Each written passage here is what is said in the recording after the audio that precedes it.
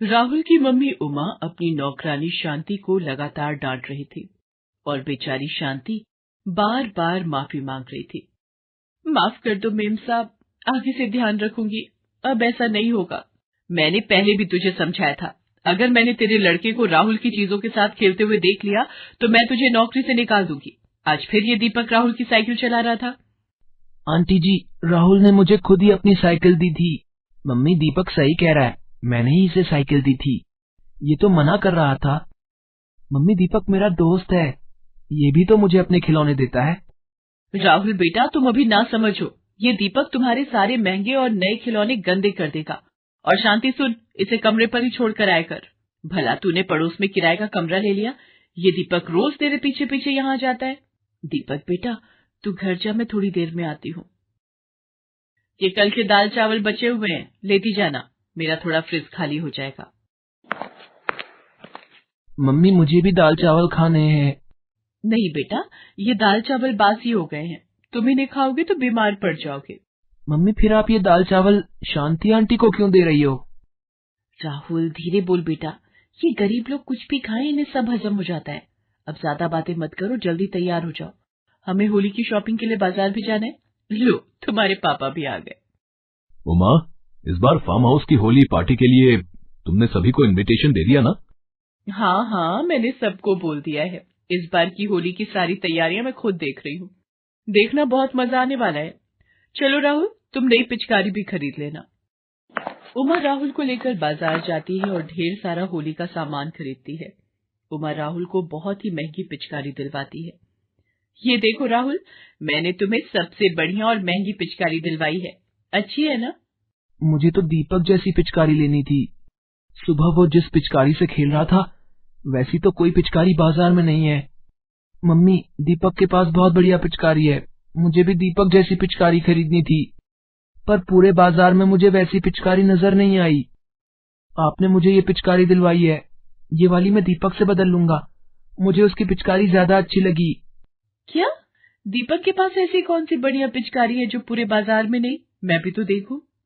शांति, ओ शांति, मैंने तो तुझे अभी तनख्वाह भी नहीं दी है, फिर तूने अपने बेटे को बढ़िया पिचकारी कैसे दिलवा दी?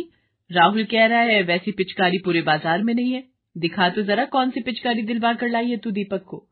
मेम साहब, मैंने तो दीपक को कोई पिचकारी नहीं खरीद कर दी है, मेरे पास तो इतने पैसे भी नहीं है।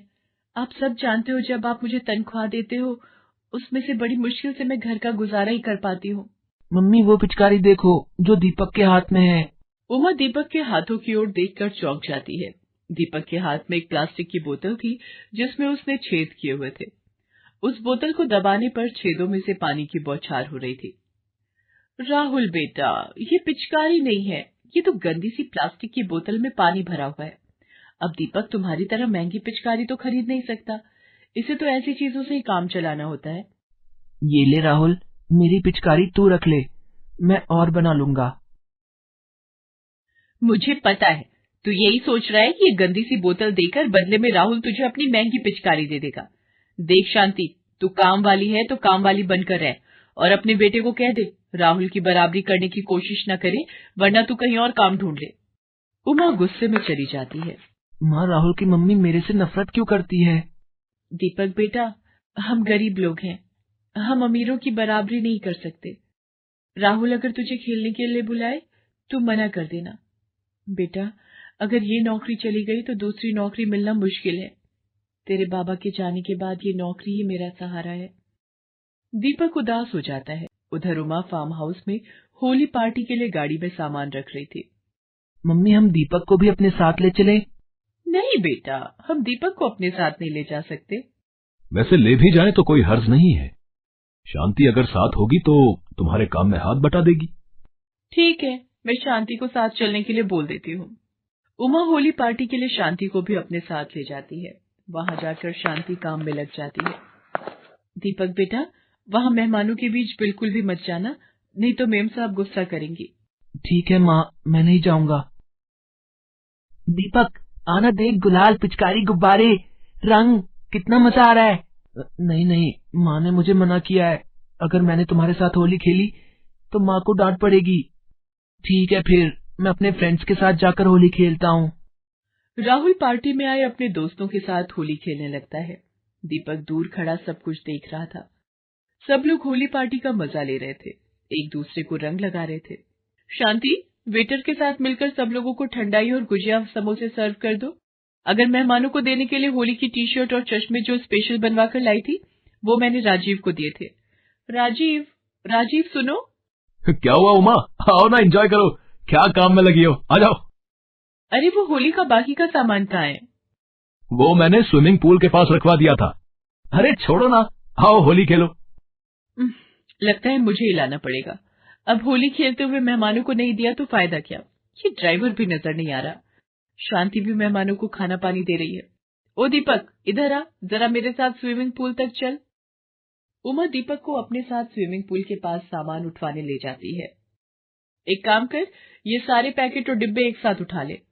आंटी ये बहुत भारी है, थोड़ा थोड़ा ले जाऊं? नहीं, मेरे पास इतना समय नहीं है। और तेरी माँ को तनख्वाह किस बात की मिलती है? काम करवाने की ना। ये ले उठा। अरे हाथ देखो, जैसे बिल्कुल जान ही ना हो। दीपक के लिए उस सामान का वजन भारी था। वो सामान को सिर पर रखकर जैसे ही 2 कदम आगे बढ़ा, सामान सिर से नीचे गिर गया। हे भगवान, कितने डिब्बे पूल में गिरा दिए। बिल्कुल बेकार बच्चा है।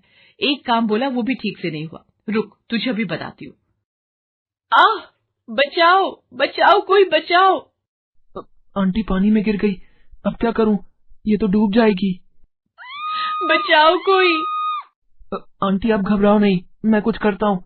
यहाँ तो कोई दिखाई नहीं दे रहा, सब पार्टी की तरफ है, क्या करूं? तभी दीपक को स्विमिंग पूल के पास एक रस्सी पड़ी दिखाई देती है। वो उस रस्सी को एक खंभे से बांध देता है। आंटी ये रस्सी पकड़ लो, मैं आपको खींचता हूँ। अरे ये कौन डूब रहा है? अब रुको बेटा, मैं आ रहा हूँ। दीपक उमा को रस्सी से खींचने की कोशिश कर रहा था। इतनी देर में गार्ड भी उसकी मदद को आ जाता है। पार्टी को छोड़कर सब लोग उमा के पास इकट्ठा हो जाते हैं। उमा तुम ठीक हो ना? मैं ठीक हूँ। आज ये दीपक ना होता तो शायद मैं डूब जाती। दीपक इधर आओ। आई एम सॉरी बेटा, तुम बहुत अच्छे बच्चे हो। शांति, उमा को कमरे में ले जाओ। उमा तुम थोड़ा रेस्ट कर लो। मैं ठीक हूँ राजीव, और अभी तो मुझे राहुल और दीपक के साथ होली खेलनी है। क्या सचमुच मम्मी? दीपक भी हमारे साथ होली खेल सकता है? हाँ बेटा, बिल्कुल। आओ दीपक, मैं तुम्हें अपने दोस्तों से मिलवाता हूँ। दीपक को राहुल के साथ खुशी खुशी होली खेलते देख शांति की आंखों में आंसू आ जाते हैं। उस दिन के बाद उमा अपने स्वभाव में बहुत बदलाव ले आती है। हेलो दोस्तों, कैसे हैं आप सब? हमारी कहानियाँ देखने के लिए हमारे चैनल को सब्सक्राइब कीजिए और हाँ, बेल आइकॉन पर क्लिक करना मत भूलिएगा।